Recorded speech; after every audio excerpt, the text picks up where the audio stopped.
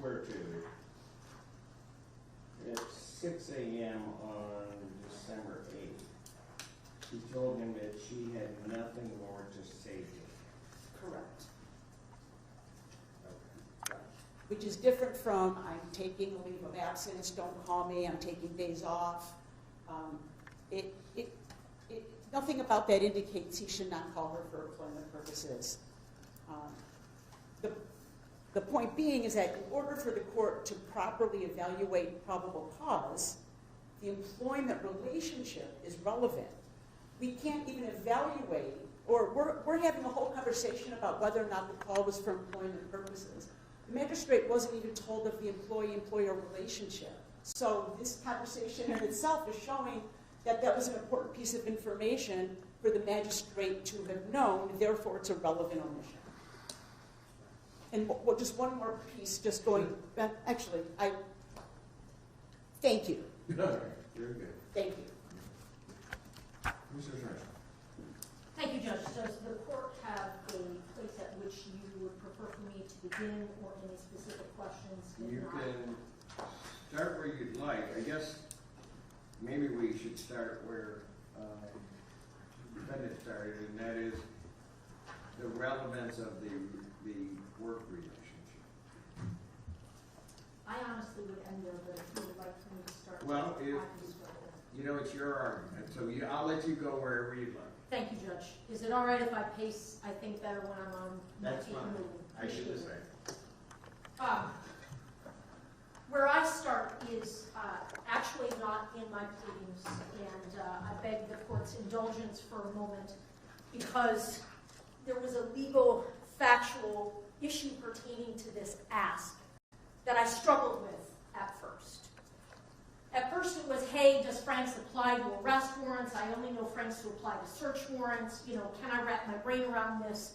I believe Franks applies to warrants. I've gotten myself there. Arrest, search warrants. I think there's substantial body of case law for you to infer that it can apply to arrest warrants. I think what I struggled with most after that is that defendant's ask has always been that you quash this arrest warrant and that you must therefore at that point dismiss this case. And I see no legal authority for that ask. I have found no legal authority for that ask. I have instead found 2 Michigan cases that I think address the issue, maybe not head-on, somewhat head-on. People v. Burrell and People v. Smith. Happy to give the court citations if that is of assistance. People v. Burrell is 391 Mich 124.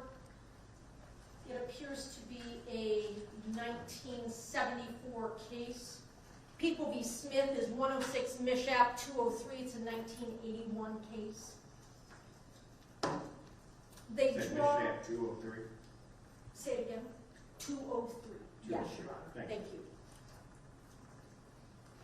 Those cases draw a distinction between this court's jurisdiction and a case existing and your ability to proceed with that case versus the quashing of an arrest warrant. Typically, we think of remedies when a court quashes a warrant is that there is suppression of evidence that flows therefrom, right? That's what Franks is about, search warrant. They were arguing you should suppress the evidence that came from getting this search warrant. What I feel they should be asking, what I can find legal authority for, is if there had been any evidence that flowed from the issuance of this arrest warrant, that they could and should be asking for you to suppress that.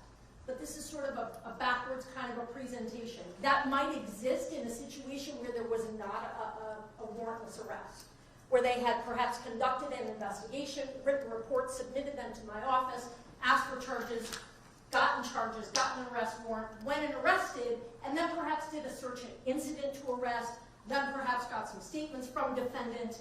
That would be evidence that would flow from the issuance of an arrest warrant. Should you, which I don't think you should you grant a Franks hearing here, and should you further, which I don't think you should, quash this arrest warrant, you're still left with a validly filed complaint.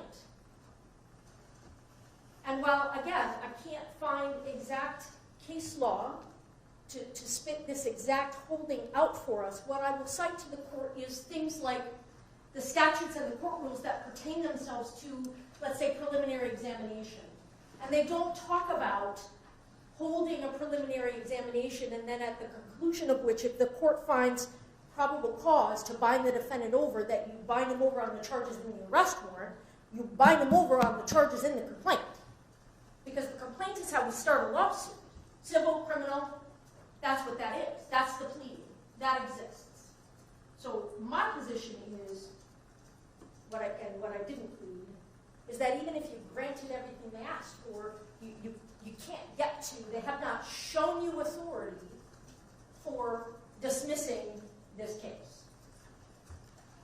Well, maybe not dismissing, maybe, but what if there were not, the court were to go through an evidentiary hearing, get to the end and say, well, if the information that defendant wishes and should have been included before the magistrate, that if that information is there, there would not be probable cause for stalking, then the stalking charge, the complaint would still exist, but the stalking charge would fail. And by necessity, so would the felony, because the predicate offense is the stalking. And then you would have held the hearing on the complaint, you would have evidence and information on that complaint and get to exercise what we count on you for, which is your decision-making to find or not find probable cause on the charges as they are laid out in the complaint.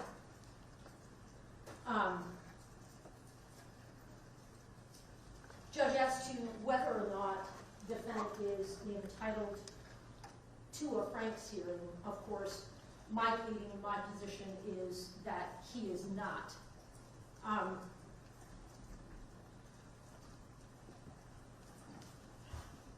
Franks talks about there needing to be a substantial preliminary showing before you make a decision to grant a Franks hearing.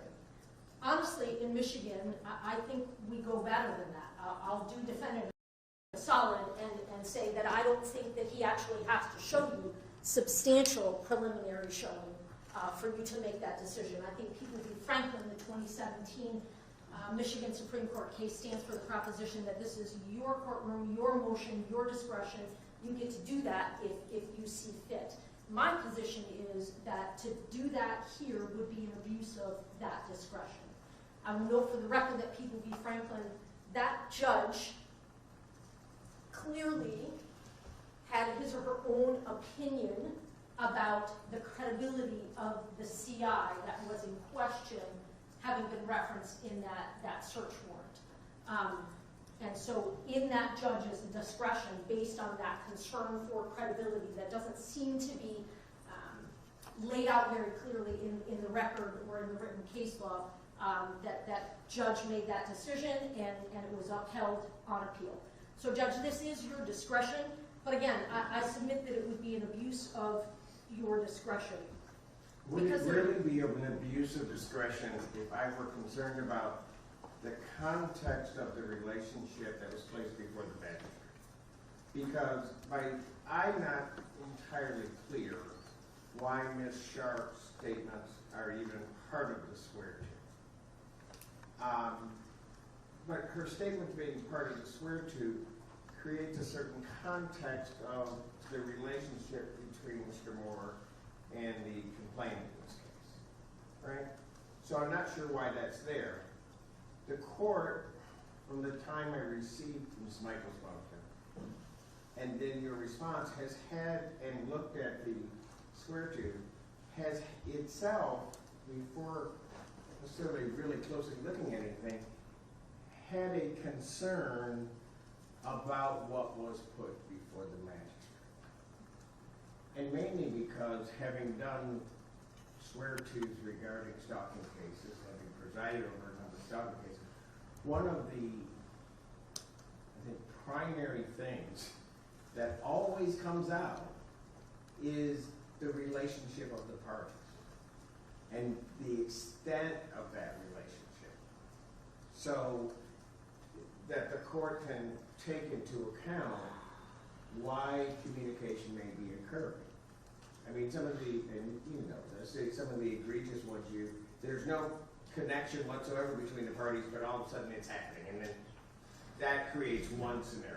Then you've got other scenarios where you have an estranged husband and wife with children who are contacting, and then a court has to go through an analysis about what the context were. So would the court really,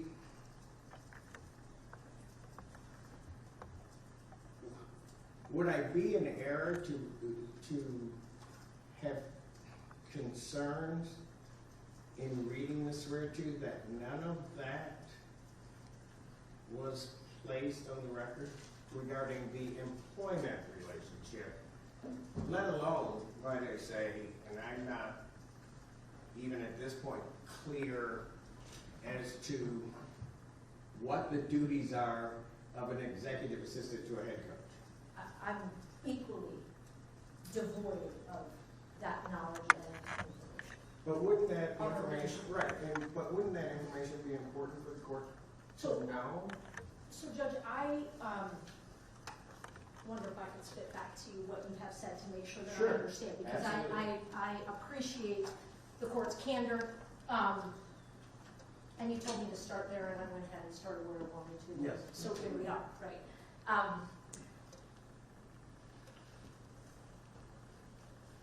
There is no question that most relationships have a context.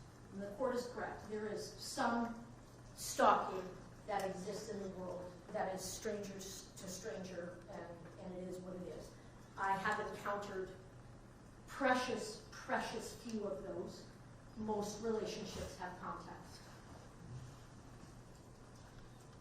I think the court was very much in tune with the reality of this situation when the court earlier was questioning defense counsel and had some commentary along the lines of, but can't both things be true? Meaning, can't there be stalking and an employer-employee relationship? And the answer to that is, but of course there can. Simply because there might be some amount of communication between two people that is to be expected or a part of a job. But if it is used and abused to threaten and harass and perpetuate more and additional contact, conversation, varieties of contact, it should not negate stalking. What I will say is that I take issue with defendant's characterization of, I think, EICHLER, the September 2025 case that they have cited to you about stalking. I think really what it stands for, my read of it, is it's a commentary, it's a ruling and a holding on the status of the victim in that case. In that they said, because we all know stalking is a subjective and an objective standard to it, right? It has to have made a specific victim feel terrorized, threatened, harassed, molested, that list of statutory factors, the actual victim, and a reasonable person also must have felt that way. And so what this case comments on and holds is that it's a reasonable person similarly situated to the specific victim in this case. In other words, would a reasonable probation officer have experienced this kind of communication to be threatening, harassing, molesting, so on and so forth? And the court went on to comment even further about sort of what it means to be a probation officer, and that you deal with individuals on the regular who have difficulty following direction. Court went on to underscore that this communication from this particular defendant did not involve any kind of threats, did not involve going to the victim's home or place of employment. It was simply texts, and they were all able to be characterized as about probation issues. So it is, while it does exist as a case in the context of an employment, if you want to call it that, relationship, it's very specific, in my opinion, to the specific roles that those two individuals played with one another. Yeah, but that burden rests with the people to show that. Isn't that true? I mean, during the course of the swear to, that would have to be shown to the court. I don't make a presumption that it's one way or another, do I? It would be our burden to show what it was. Well, at the swear to, it would be the people's burden, I guess. Seeking the complaint to show that somehow those, you gotta give me something that says it's something other than what might be work related. So Right? I guess what I would then point the court to is that this complaint warrant alleges an incident on a date. I'm not saying that when we come to prelim here, should we get to that stage and this court orders a preliminary examination, I'm not saying that I wouldn't say to you, Judge, I'm looking to expand that date range. But right now, it is alleged December 10th, 2025. And as we all now know, since we're going to what we know, defendant was fired. And what we know, according to the complainant, as is testified to in the swear to, he called her 2 times after that. She didn't answer, showed up at her apartment, barged his way in, grabbed the implements that he did. She felt utterly terrorized in that moment, threatened to kill himself, pointed the implements at her, backed her further into her apartment, eventually left when she got her lawyer on speakerphone, and even after he left, then called her, as is witnessed on body cam, called her yet again, and sent her 2 more texts. I hate you, and my blood is on your hands. So on December 10th, and as was sworn to by Detective Welker, there is more than sufficient probable cause for the issuance of a warrant that includes stalking. That's my position. I have case law because I have had individuals question me as to whether or not behavior that occurs all on one day can satisfy the elements of stalking, that course of conduct, non-continuous, separate acts. And while it is an unpublished case, Judge, I find a lot of takeaway from this case. It's People v. Smothers. So it's 2025 Westlaw WL 3483111. So it's a Mishap case. It was decided December 3rd of 2025. And it talks about 3 phone calls. 3 phone calls that took place in barely over 1 hour can constitute sufficient evidence for aggravated stalking. Were those phone calls answered? Those phone calls were answered, but none of them, interestingly enough, were answered by the victim. They were phone calls that were made to 911 and either a city manager or a city attorney and the prosecutor's office. And they made threats against a specific deputy and specifically threats to kill. That deputy did not answer those phone calls. They were not made directly to that deputy, but they were communicated to that deputy. And that all was found to be sufficient evidence to sustain a conviction for aggravated stalking. So, Judge, I think on the record of swear to, as it stands right now, when there was no longer any employment relationship because he'd been fired, there were multiple non-continuous, separate contacts that constitute stalking. I mean, I have another case that has barely even 2 contacts that was sufficient for an aggravated stalking conviction, but I give it to the court if the court But would like. I guess, were the point of those that the information by the caller was communicated to the alleged complainant? That certainly had to have happened for that to complete that, yes. Okay. But that's not what happened in this case. No, you're absolutely right. There were the two if we're limiting our focus to December 10th, there were two unanswered phone calls by the defendant to the victim before he then came over and barged into her apartment and did the acts that he did and then left her apartment and then called her again and then texted her 2 times.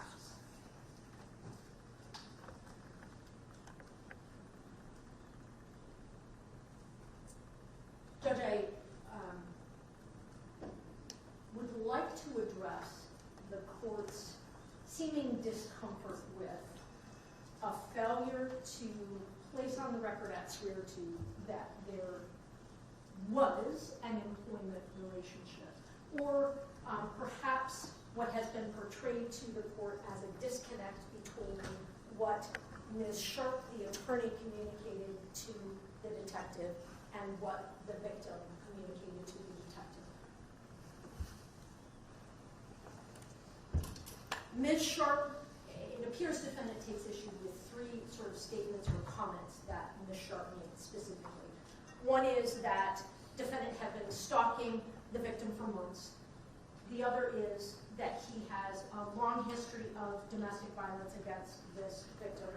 And the third is that he is a very dangerous man.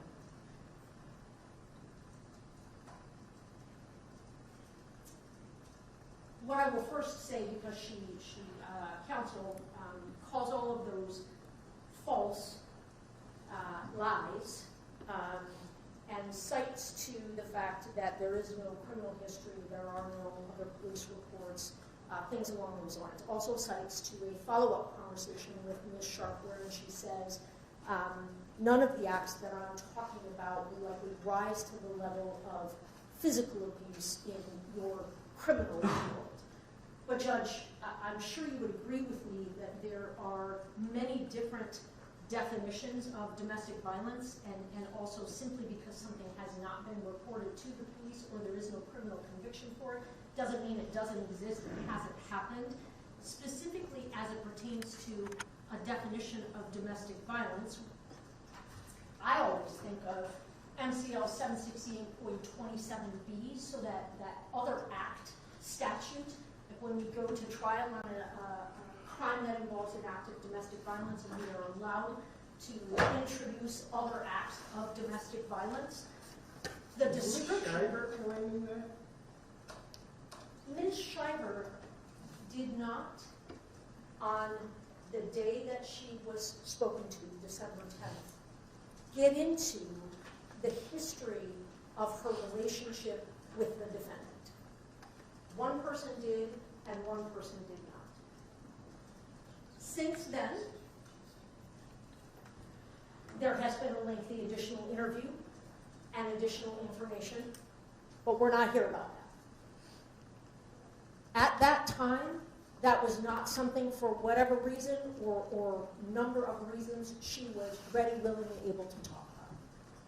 She talked about December 10th and the fact that they had had an intimate relationship for a period of time leading up to that.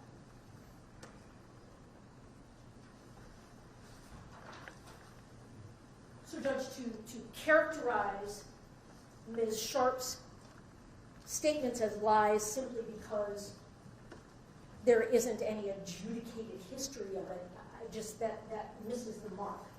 There is no mandate that there be an adjudicated history of it for it to be an accurate statement, or at least an accurate statement in her mind. She goes on to talk about, a specific example she gives of what she means by that is that he has a history of threatening self-harm as a way to exert control over the victim, and that he has a propensity to use knives when he does that. So Judge, we all know domestic violence includes a lot of things, and that emotional harm, I mean, again, I point the court to 768.27b in terms of definition of domestic violence, and certainly it can be causing harm or attempting to cause harm, but it can be placing a family or a household member in fear of physical or mental harm. It can be engaging in activity towards a family or household member that would cause a reasonable individual to feel, and then it lists off all of the stalking variables: terrorize, threaten, harass, intimidated. Those are all under the umbrella, just in that one subsection of law, of what it means, what domestic violence can be. So there isn't any showing that what Ms. Sharp said was false or a lie or inaccurate. Well, but I think something might be, and this might just come from the court knowledge of how long the college football season is. She stated to the officer, or to dispatch, somewhere, that he had been harassing her for months. Yes. Now, if I just take months, as meaning 2, could mean more. And I take it from December 10th. That means that he was harassing her as the executive assistant through the majority of the Big Ten season. I'm not sure, and that's part of the court cut. I don't know how that works, how that would even happen.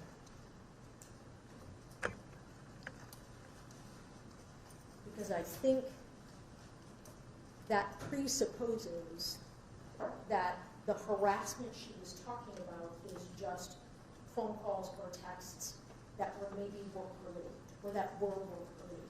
So it was there then placed to be a contact. It wasn't just something that the court should ignore. The employment? No, that Ms. Sharp's comment. I mean, somehow that creates, or it should have created, I guess, context to the relationship that's going to form the basis of this document, in essence, right? What Ms. Sharp is saying about it going on for months, that somehow will play into what happens here in this On case. December 10th? No, on December 10th. I mean, Yes.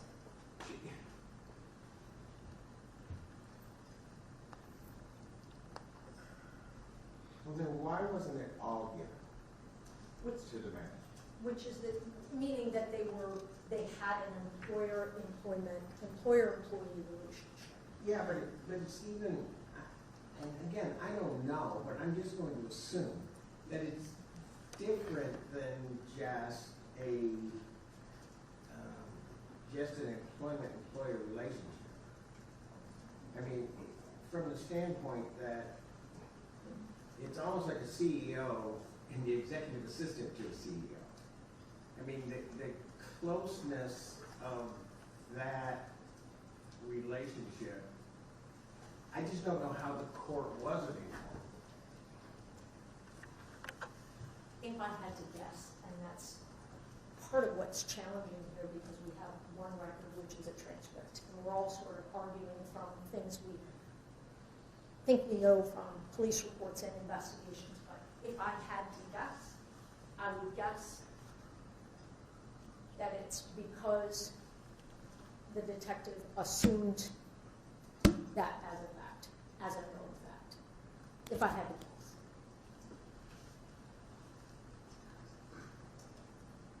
guess. I mean, that's about as honest as I can be. No, I understand what you're saying. Yeah, I mean, it's one of those that seems like a judicial notice sort of a thing. By that time on that day, that's my best guess. Well, it may have been a judicial note. I don't know if it would be. All due respect to head judges around the world, I didn't know they had executives. But whatever. I mean, I didn't know. But certainly the court, the record was not informed of that, That would be. nor informed what that means. I mean, even as I sit here right now, and I don't know that anybody necessarily can explain to me what it is, I don't know what that relationship is. Like I said, I'm taking it from the standpoint that it's like a CEO and the executive assistant to a CEO. And that is typically a very close relationship. There's a lot of communication that happens. And as I was thinking about this case, the only thing that I could sort of in my head equate it to is myself and my judicial coordinator. And that the communication that flows there is different than I have with any other employee in this court. It just is. By nature of the position. If I'm correct in that, and I may or may not be, I think it's something that the court would have had to have been informed of. Because at some point, even for a probable cause standard, the court's being asked, as I said before, to say that, and maybe the court would have had more questions as to what the nature of this harassment was for these months to create a context of this. Because, like I said, I can look at it one way and say, okay, 6-7 games into the Big Ten season, I can do that by just looking on my phone if I go 2 months back. And I can say, well, how does, if I'm right about the relationship, the employment relationship, I don't know how that happens. And then I might, if I know that, ask questions about that, right? To put a proper context on these communications.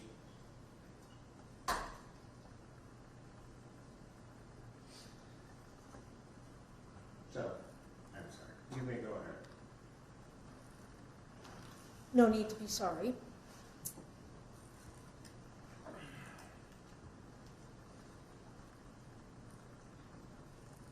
My position is that the detective testified to information that was given to her. Was there an omission of employer-employee, that fact? That would appear to be accurate. Again, my best guess is that she assumed that was a known fact. She testified to information that was given to her.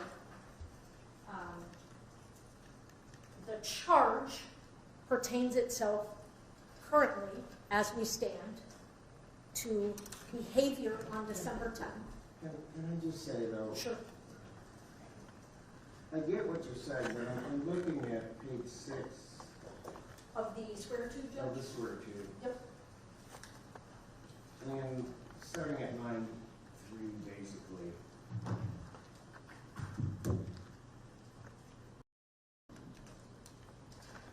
She stated that after telling him this, that being that there was no more to say to him, that he continued to call her approximately 12 times and sent her text messages over the next 2 days leading up to the date of the incident. Now, I just stop there.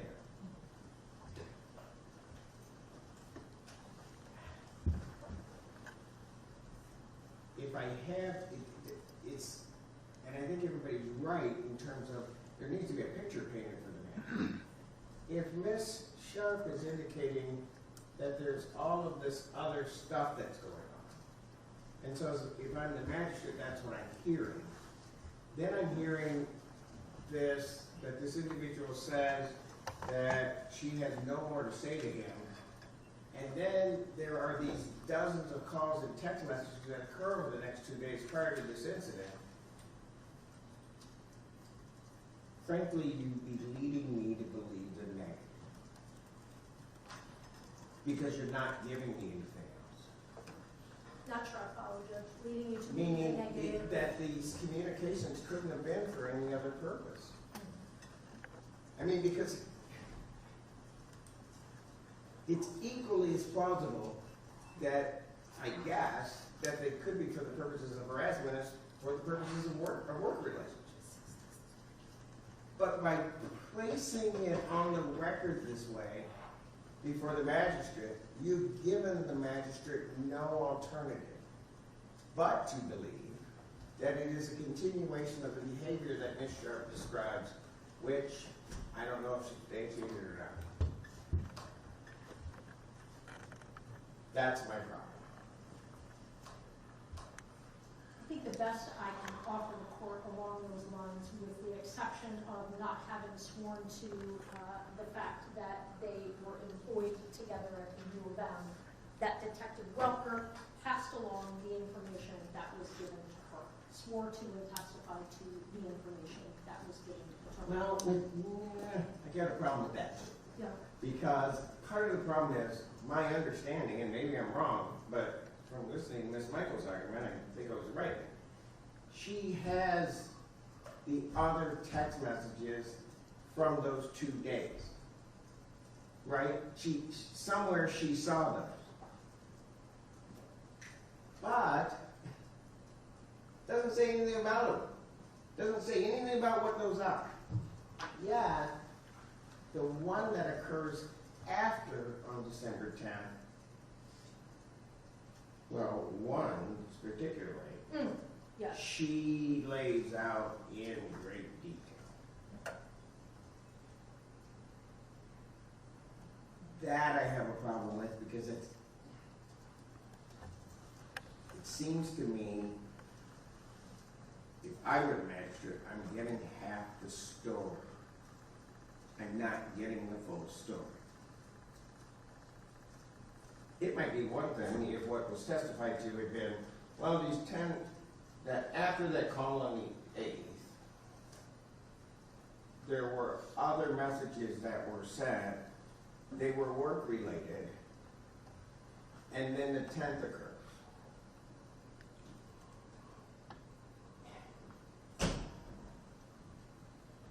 I just made that up on the fly. It doesn't seem that hard, but that's not what was said. And I'll be honest with you, I find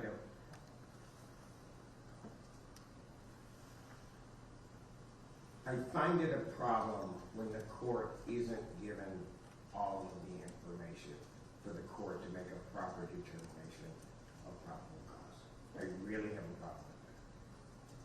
Because quite frankly, I think that the defendant's due process rights, as well as the right of the people to be able to proceed with a valid and sworn out complaint, are at jeopardy. Does it impact the court to be mindful that the investigation was then and continues to be ongoing, and that there was always the plan and expectation of getting phones and phone records and further interviews? Does it make me feel? No, it doesn't make me feel any better. And the reason it doesn't is because if you think you needed that, then you needed to wait. Okay. But my problem isn't what's going to be gotten later. My problem is disclosing to the court what you have now. So that I realize whenever these complaints are sworn out, and quite frankly, whenever the court may be dealing with a moving case or a case that is, there's always this continuing investigation. Sure. So things can change. But,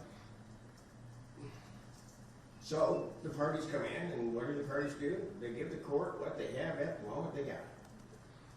All of that could change at some later. So, if you're asking, does that make me feel better? No, it doesn't. As always, I appreciate the court's candor. I am happy to answer further questions, but my position remains that even if you excise out the statements that defendant takes issue with, calls false, calls inaccurate, what you're left with still is more than enough for probable cause, Judge. If you take the recitation. But I don't mean to interrupt you, but it's not only taking out certain things.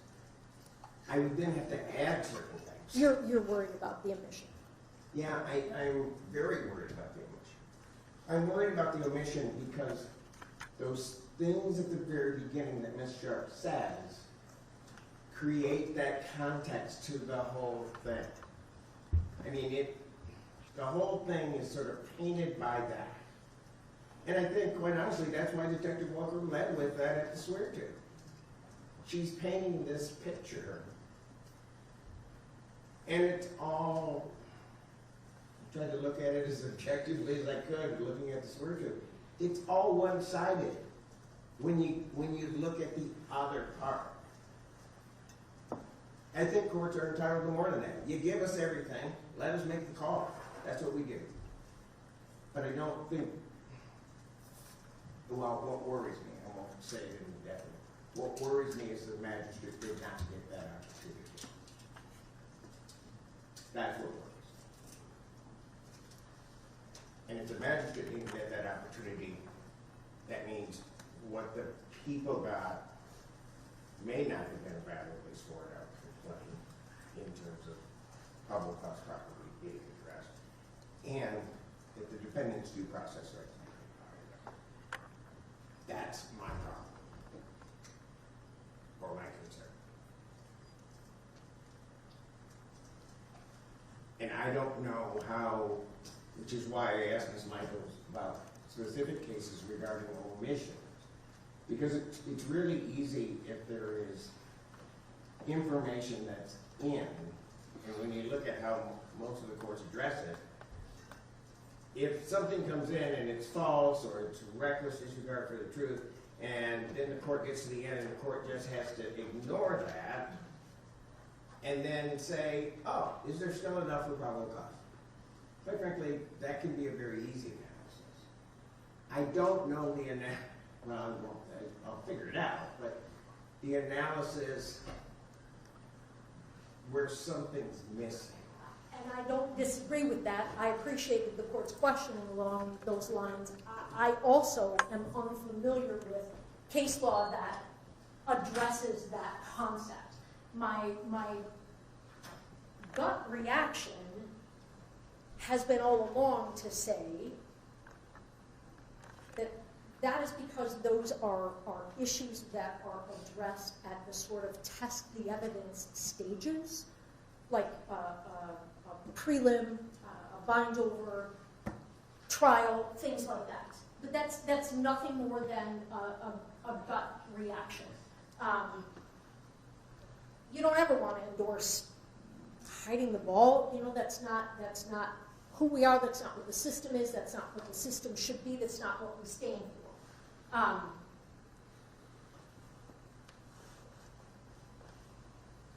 Clearly the court is taken with, and again, I appreciate your candor, taken with an omission to put an employer-employee relationship on the record at the swear-to.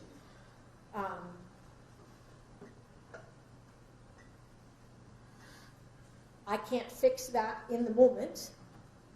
I continue to believe the remedy is a preliminary exam. The court obviously may disagree, and if we hold a Franks hearing on that, then we hold a Franks hearing on that. I continue to be of the position that once that relationship is over, there is more than sufficient behavior that was sworn to that satisfies probable cause for the stalking, which then satisfies an element of the home invasion third.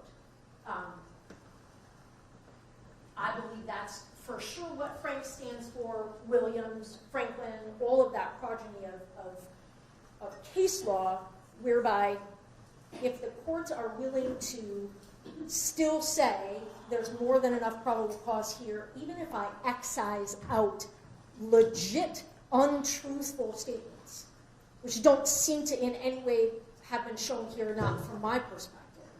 And if there still remains probable cause, then the warrant is valid and there is no need for a Franks hearing. Then it stands to reason to me that if the worst that we can say exists on that record is a void of a fact pertaining to their employer-employee relationship, that if there still remains adequate probable cause on that record, that arrest warrant should still stand and there shouldn't be a reason for a Franks hearing. And I think that's probably all I have to say on that, Judge. If the board has any further questions, please. Thank you. Thank you, Judge. I appreciate it. Yes. Thank you.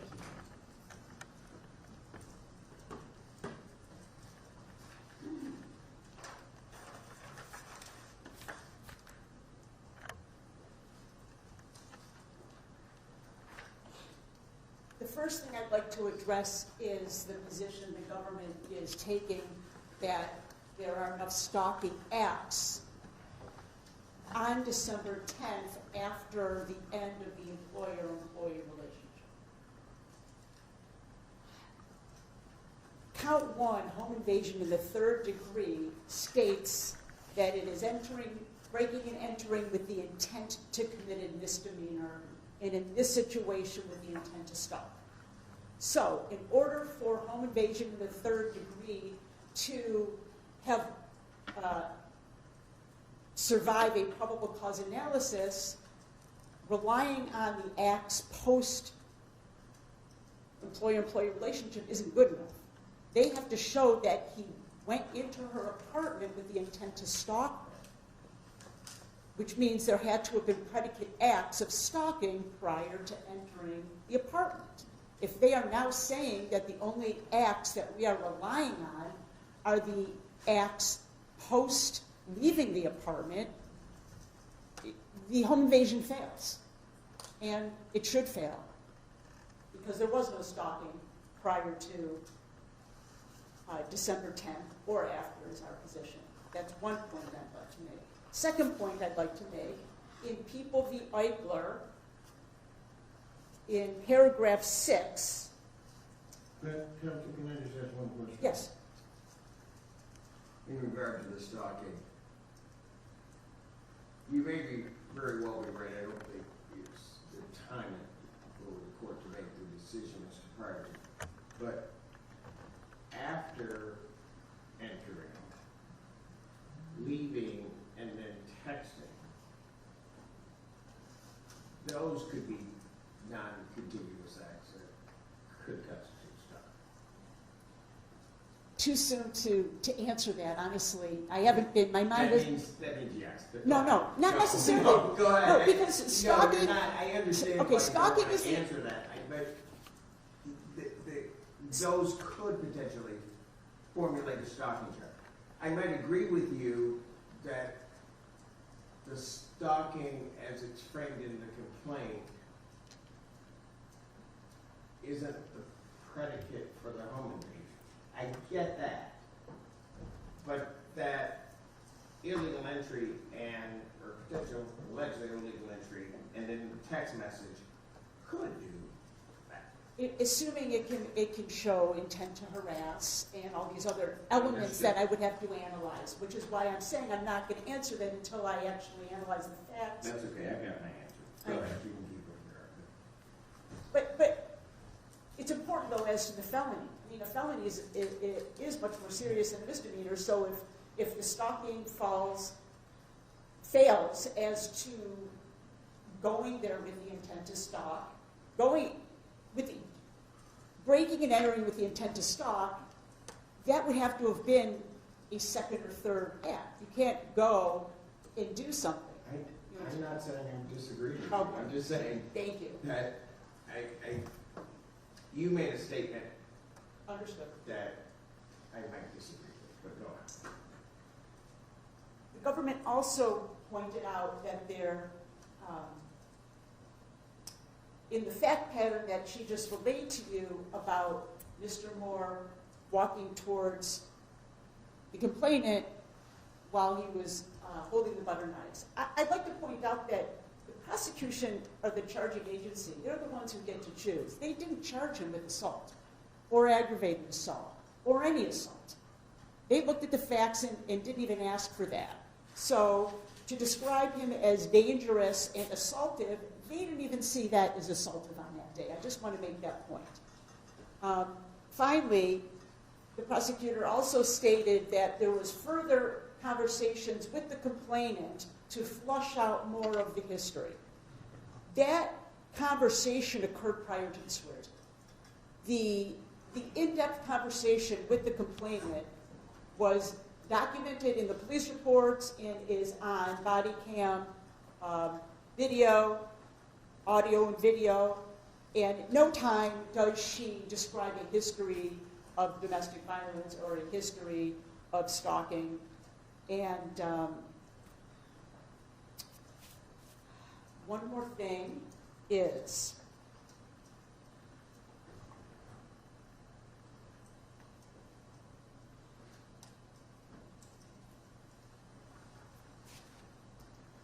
as I was getting to Eichler, paragraph 6, the government tried to say that Eichler only can only be applied to cases where it's a probation agent probationer relationship, that it's limited on its facts and should be seen as limited in its holding. Eichler actually states that the language from Eichler is this, that under Spalding, which is a case that they're citing, a reasonable individual is a reasonable person similarly situated to the victim, which necessarily means that we must consider Meyer's chosen occupation, training, and job-related responsibilities as part of our consideration of the circumstances or situation. It doesn't say we must consider one is a probation agent and one is a probationer.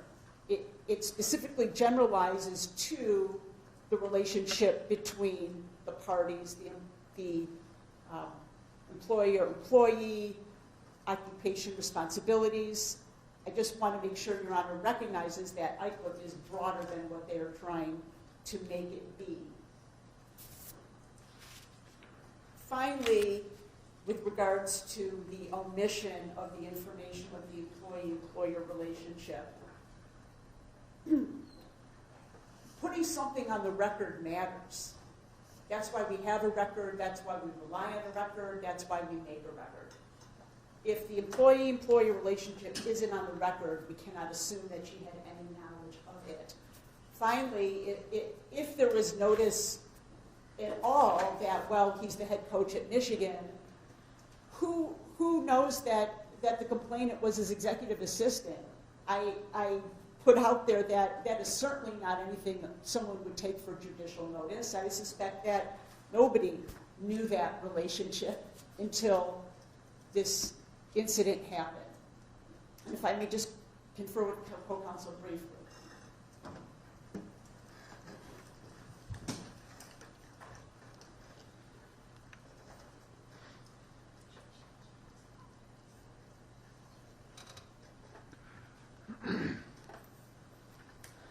One last point to make is the prosecutor presenting to Your Honor that it is a known fact that Sherrone Moore is the head coach at Michigan. That known fact would be from the media, from the news, from various other places, and it's improper for a judge to rely on that kind of information at a swear to. Just ask one other question. Let's say, hypothetically, we go through the entire thing, we have the evidentiary hearing. What do you believe the proper remedy is? I think the proper remedy is it's a couple-step process. I think first, after the hearing and the evidence is presented, and Your Honor makes a determination of what was not true or recklessly presented because it's unsupported, and that is taken out, and then the omission is put back in, I believe it would be on Your Honor to then evaluate based on controlling Michigan law to determine if there is enough probable cause to support this not only the warrant, but the swear to. Not only the swear to for the warrant, but the complaint itself.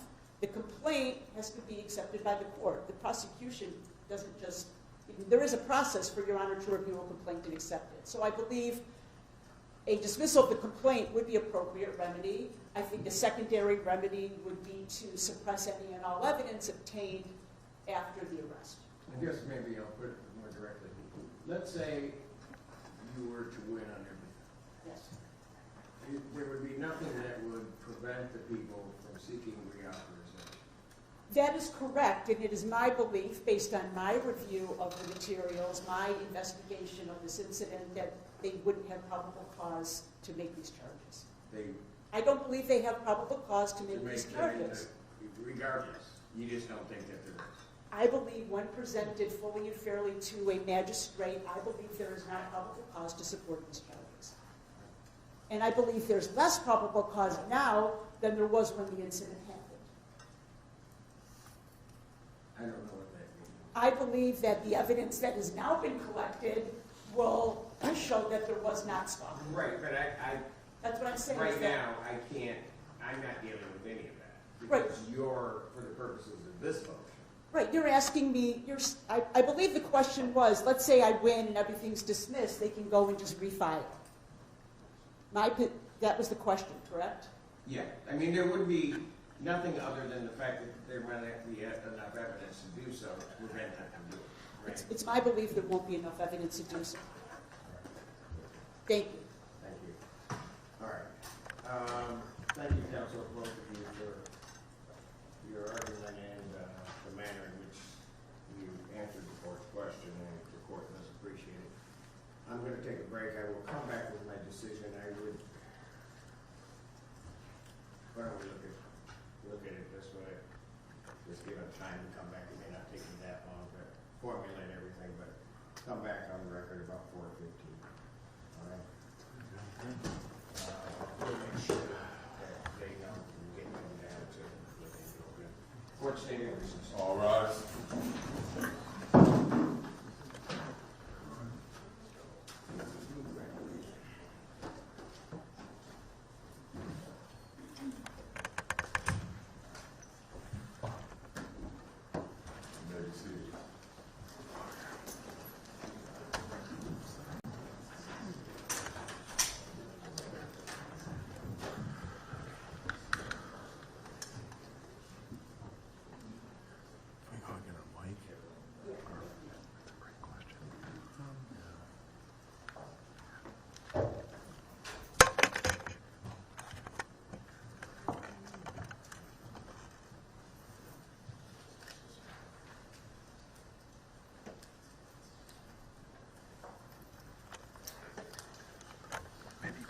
Can get all of them? Sir, can we hop out and just grab our mic off the podium?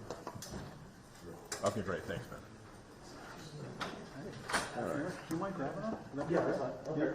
We can stay here, right? Yeah. Is that the okay? 4:15. Yeah, 4:15. Yeah. Do you want me to just turn them off, or do you want? Can you pull mine up? And no, mine's the one on the ground. Here, Oh, yeah. Here, let me see if I can hold it. Give me that road too. Thank you. You leaving that? No. Look at that. No. Hold on, let me just have this.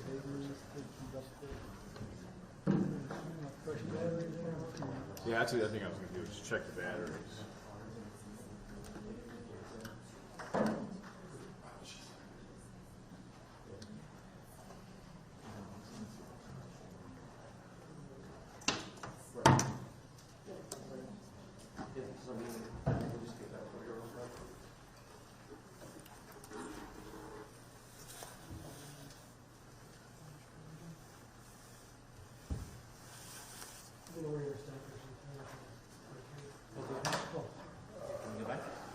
Chairs are movable.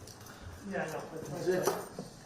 That's the one I don't want, yeah, well, I don't want to knock our camera over. I mean, you know, it is. So, Go ahead. Go ahead. it's movable till it's not.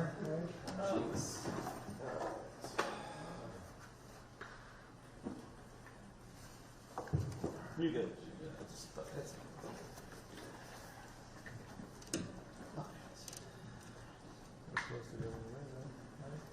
That's true. Very true.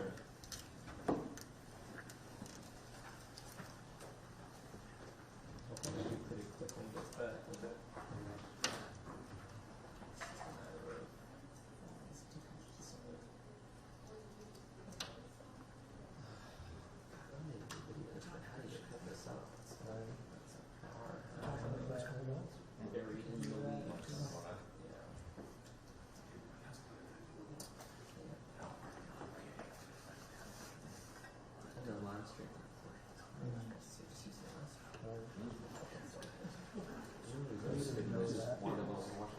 He wanted to get a job at Lowe's and full time. He's flying out district, which includes like 6 states, and sales for the next 3 months. Oh, really? He's actually doing great. It's just shocking. The next turn balls. Nobody really likes it. They listen to his transcripts. So, Because of how high profile these cases are. If we ever had a point where it's like, oh, we should watch all. yeah. I think that one's, I think they're done on there. Hey, Chris. Yeah, let me Hey, Chris. behind Could you grab mine real quick? Yes. No matter? No, I just want to take a look. See where we're at. Can you hand me mine up there on the on the thing? I just want to see where the battery's at. The gray. It's got the gray. Yeah, it's got the gray on it. Yeah. So I'm gonna change up the battery. Nice. I think it's done. Anybody grab an extra lock off? Yeah. Did you get a lot off of him, Matt? No, I got mine locked. Yeah, I gave it. Did you grab that? Mine's missing. I didn't grab it. No, well, do you have, how many lofts do you have, Matt? I just have one. I just have this one and the other one he gave me. You mean you got like a long loft? No, So the viewers. it's about that, right? Yeah, this is yours. That's yours. That's yours. No, mine's up there. Oh, you know what? I must have grabbed.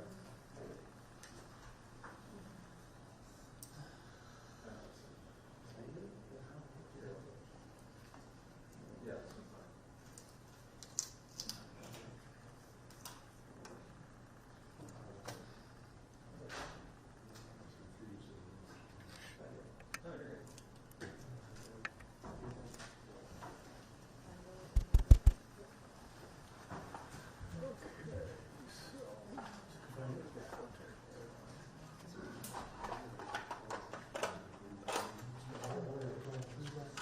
Just trying to give him a bad day, that's all. First, you don't get in, second. You opened my camera yesterday. Oh, I see what you mean. Yeah. My experience is always really slow, regardless of how far. Hold on a second, Chris. I'm gonna see. Yeah, well, we got this one. Appreciate. Can you put it by the judge this time? Yeah, my judge. Really appreciate it, man. Okay, no problem. We're trying to do it that way. Instead of wolfing, it's just so, you know, finicky. Right?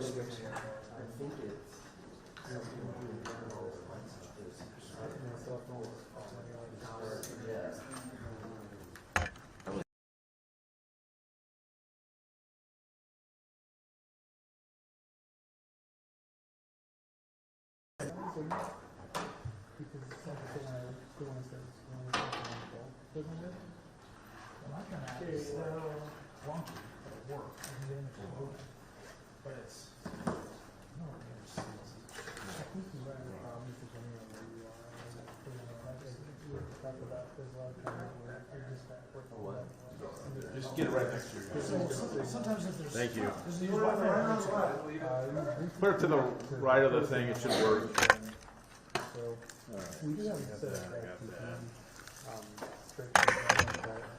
Can I grab a seat? Grab it. Yeah, what about this one? I'm done with that. I don't think they're gonna argue anymore. I think he's making a decision and that's it. Yeah.